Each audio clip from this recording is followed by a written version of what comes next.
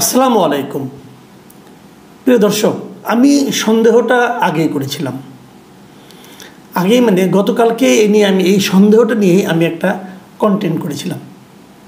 সেটা হলো যে নরেন্দ্র মোদির সঙ্গে ডক্টর ইউনূসের যে বৈঠক হয়েছে, সেই বৈঠকে ডক্টর ইউনূস কি কথা বলেছেন, নরেন্দ্র মোদি কোন কথার কি জবাব দিয়েছেন, অথবা কি বিষয় নিয়ে আলোচনা হয়েছে, তার তথ্য সে সংক্রান্ত খবর আমরা কোথায় পেলাম? আসলে আমাদের সোর্সটা কী ছিল? মূলত সোর্স ছিল ভেতরের আলাপগুলোর, যে ডক্টর ইউনূস মানে প্রধান উপদেষ্টার যিনি প্রেস সেক্রেটারি ছিলেন মিস্টার শফিকুল আলম, তিনি সাংবাদিকদের বেশ কিছু ব্রিফ করেছেন। তিনি জানিয়েছেন ভেতরে কী হয়েছে এবং যা বলেছেন উনি সেগুলো দিয়ে আমাদের পত্রপত্রিকাগুলো রিপোর্ট করেছে। এবং সেই রিপোর্ট দেখে আমি কালকে বলেছিলাম যে আমার সন্দেহ হচ্ছে হয়তো এগুলো আলোচনা হয়নি, অথবা হলেও এভাবে হয়নি, হয়তো মিসকোট করা হচ্ছে, মানে যা বলেছিলেন সেভাবে বলছেন না, অথবা মিস্টার শফিকুল আলমের যে ব্রিফিং মানে উনি যেভাবে জানিয়েছেন সেখানে কিছুটা গ্যাপ রয়ে গেছে, এইভাবে হয় না। আমি আমার কমন সেন্স থেকে বলেছিলাম এভাবে হয় না, এইভাবে হওয়ার কথা না। আমারও যৎকিঞ্চিত অভিজ্ঞতা আছে সাংবাদিকতার, যে বলেছিলাম আমি। এবং আমি সেই সঙ্গে এটাও বলেছিলাম আমার এই সন্দেহ হওয়ার কারণে আমি কিন্তু কালকে ভারতের সমস্ত মিডিয়াগুলো চেক করেছি এবং কোথাও আমি শফিকুল আলম সাহেবের বক্তব্যের প্রতিধ্বনি দেখতে পাইনি। ওই অ্যাঙ্গেলে কেউ কথা বলেছে বলে আমি কোথাও পাইনি। এখন এটা তো ভাই যুদ্ধ না, কোনো একটা আলোচনা, দুই দেশের সরকার প্রধানের আলোচনা। এখানে কিন্তু কেউ জিতবে কেউ হারবে, এটা জেতানো হারানোর বিষয় কিন্তু না। এটা কিন্তু ফুটবল খেলার ধারা বর্ণনা নয়, যে মনে করেন একটা শক্ত দলের বিরুদ্ধে আমাদের দল খেলছে, আমাদের দল একবার দুবার আক্রমণের দিকে বলটা নিয়ে গেল, ওটাকে আমরা ফুলিয়ে ফাঁপিয়ে বিশালভাবে বললাম, আর এর মাঝে যে আমরা 6 বা 7 বার গোল খেয়ে গেছি এটার কাহিনী আর আস্তে আস্তে করে বললাম। এটা কিন্তু ওই জিনিস না রে ভাই, এটা বুঝতে হবে এবং কূটনীতির ভাষাও জানতে হবে। যারা কূটনীতির ভাষা জানেন তাদেরকে নিয়ে এগুলি ব্রিফিং করাতে হয়, অথবা তাদেরকেই নিয়োগ দিতে হয়। এটা এত সহজ না কাজটা। আমাদের শফিকুল আলম সাহেব যে কথাগুলো বলেছিলেন কালকে সেই নিয়ে বললাম, এবং কালকে আমি দেখিয়েছি, বলেছি যে ভারতের একাধিক পত্রিকা বলেছে যে এই কথাগুলো বলেছে বলে বাংলাদেশের পত্রিকা দাবি করেছে।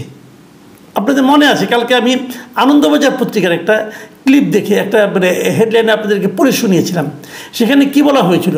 সেখানে বলা হয়েছিল, দেখুন শুনুন, আমি আবার পড়ছি, যে ভারতে আশ্রয় নেওয়া হাসিনাকে প্রত্যর্পণ নিয়ে আলোচনা হয়েছে মোদি ইউনূসের, দাবি বাংলাদেশের।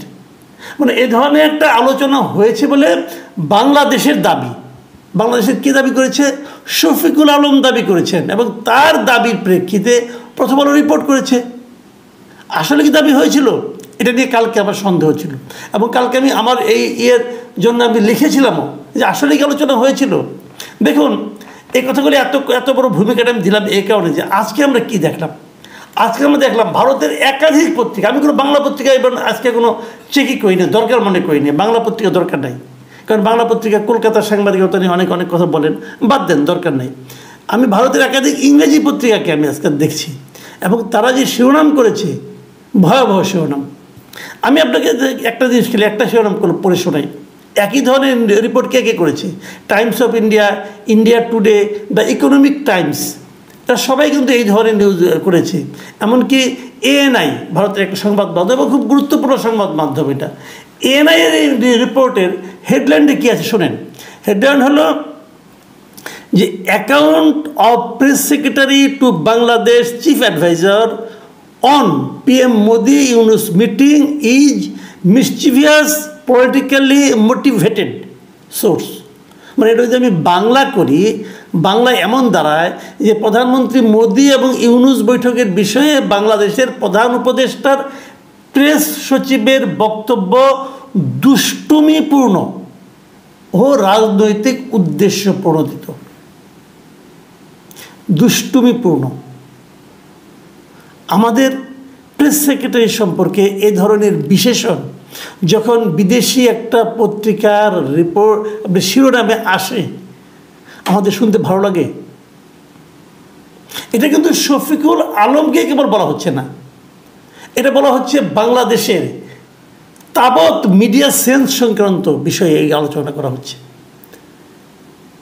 মানে আপনি তাহলে এই লোকটা তো যোগ্যই না আমার মনে হচ্ছে, যে বোঝেই না কি বলতে হবে, ভেতরে কি আলাপ হলো, কি আলাপের কি অর্থ হতে পারে এবং কোন অর্থকে কিভাবে প্রকাশ করতে হবে উনি তো বোঝেনই না। এবং ওনার রাজনৈতিক উদ্দেশ্যে প্রণোদিত যে বক্তব্য বলা হয় সেখানে আমি খুবই একমত। আমি বিভিন্ন সময় ওনাকে টক শোতে দেখেছি, ওনার কথাবার্তা বলে শুনে মনেই হয় না যে উনি একজন সরকারি কর্মকর্তা, মনে হয় যে উনি কোনো রাজনৈতিক দলের স্পোক্স পারসন বুঝি। এটাকে একটা পলিটিক্যাল গভর্নমেন্ট, তো ওনার বক্তব্য এমন হবে কেন? এই লোকটা আবার দেখলাম মাঝখানে সচিব থেকে নাকি সিনিয়র সচিব হয়ে গেছেন। মানে হচ্ছেটা কি, কী ধরনের লোককে কোথায় বসাতে হবে? আমি শুরু থেকেই বলে আসছিলাম যে ডক্টর ইউনূসের প্রধান সমস্যা ছিল উনি জানেন না কাকে কোথায় বসাতে হবে, উনি জানেন না কাকে কাকে নিতে হবে। বিদেশের একাধিক মিডিয়াতে আজকে এগুলি লেখা উঠতেছে এবং এগুলো আমাদের পড়তে হচ্ছে। কেন? দেখুন এই পত্রিকাতে ভেতরে কি লেখা আছে আমি আপনাদের একটু পড়ে শোনাই কয়েকটা জায়গায়। সেই জায়গাগুলি যেমন ধরুন একটা জায়গায় যে sources said there is no basis for the observation made by the press secretary on the extradition request pertaining to former Bangladesh prime minister Sheikh Hasina. মানে এটা যদি আমি বাংলা করি অর্থ হচ্ছে সূত্র জানায় যে বাংলাদেশের প্রাক্তন প্রধানমন্ত্রী শেখ হাসিনার প্রত্যর্পণের অনুরোধের বিষয়ে প্রেস সচিবের মন্তব্যের কোনো ভিত্তি নেই। তাদের বক্তব্য কিন্তু ডিপ্লোম্যাটিক বক্তব্য, কিন্তু এই যে আমাদের প্রেস সচিবের মন্তব্যের কোনো ভিত্তি নেই তারা যে ডিক্লেয়ার করতেছে, এটাকে আপনি কীভাবে বলবেন? এটাকে আপনি কীভাবে মূল্যায়ন করবেন? দেখুন ওখানে আরেকটা বিষয় আমি এটা বলি, এটা নিয়ে বেশি বলা উচিত না, কারণ যত বলবো তত তো আমাদেরই গায়ে লাগে, তাই না? তত তো আমাদেরই গায়ে লাগে। এই কথাগুলো আমরা বলবো কেন? লজ্জাও লাগে মাঝে মাঝে যে কাদের নিয়ে আমরা বিদেশে যাই, কারা এগুলি শুনে কি বলে। ভাই একজন লোকও কি নাই আমাদের এখানে যে ঠিক মতো ব্রিফ করতে পারতো? দেখুন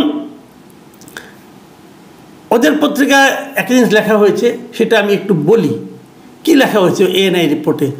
দে said PM Modi also mentioned the importance of elections as the basis of the legitimacy in any democracy.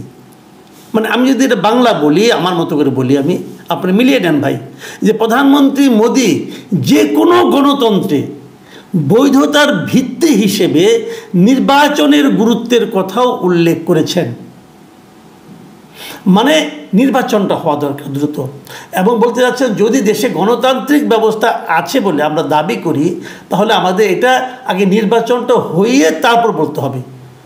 তার মানে অনির্বাচিত সরকারের ব্যাপারে ওনার যে রিজার্ভেশন এটা উনি আরেকবার প্রকাশ করেছেন। দেখুন মোদির কথা ভালো কি মন্দ, মোদির কথা আমার জন্য পছন্দের কি অপছন্দের, মোদির কথা আমাদের বাস্তবতার সঙ্গে মেলে কি মেলে না, সেগুলো কিন্তু ভিন্ন বিতর্ক। নরেন্দ্র মোদীকে ঠিক করা কিন্তু আমার আপনার দায়িত্ব না। আমার আপনার দায়িত্ব হলো ওই আলোচনায় নরেন্দ্র মোদী কি বলেছেন সেটা উল্লেখ করা, ওই আলোচনায় আমাদের প্রধান উপদেষ্টা কি বলেছেন সেটা উল্লেখ করা। আমাদেরটা ঠিক না তাদেরটা ঠিক, তাদের বক্তব্য আমাদের বাস্তবতার সঙ্গে মেলে কি মেলে না, ভাই এই বিতর্ক করার দায়িত্ব কিন্তু প্রেস সচিব আপনাকে দেওয়া হয় নাই। আপনার দায়িত্ব হলো কি আলোচনা হয়েছে সেটা মিডিয়াকে ইনফর্ম করা।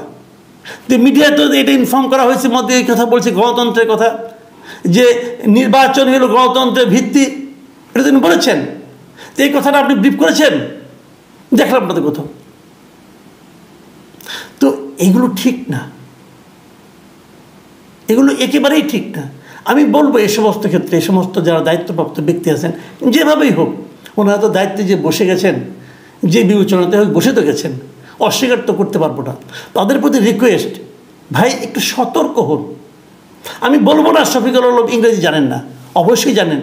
উনি AFP-তে চাকরি করেছেন, ওনার সঙ্গে আমার দু একবার কথা হয়েছে, ওনাকে আমার যথেষ্ট মেধাবী লোক বলে মনে হয়েছে এবং সাংবাদিক হিসেবে উনি ভালো সাংবাদিক ছিলেন বলে আমি যতদূর জানি। কাজে উনি জানেন না, বুঝেন না তা না, বুঝেন। বাট সমস্যাটা হলো কি, মোটিভেশনটা, এই পলিটিক্যাল মোটিভেশন, এটা ঠিক না। আপনি এটা পক্ষ নিয়ে নেন না, আপনি নৈর্ব্যক্তিক থাকেন। আপনি কিন্তু সরকারের কর্মচারী, কোনো দলের কর্মচারী নন, কোনো একটা আদর্শেরও কর্মচারী নন। এই জিনিসগুলো মাথায় রাখতে হবে ভাই। হ্যাঁ, বিপ্লব একটা আদর্শ, ওই আদর্শ তো অবশ্যই আমরাও আছি, সেটাও এক জিনিস। কিন্তু তার মানে কিন্তু এটা নয় যে বিপ্লব বলে নাই যে নির্বাচন করা যাবে না, নির্বাচনের মাধ্যমে গণতন্ত্র আনা যাবে না। বিপ্লব বলে নাই যা আলোচনা হয় না তা বলতে হবে, তাও কিন্তু বলে নাই। প্রিয় দর্শক, এখন এই পর্যন্তই। আমরা সবার শুভবুদ্ধির উদয় হোক এই কামনা করি। আল্লাহ হাফিজ।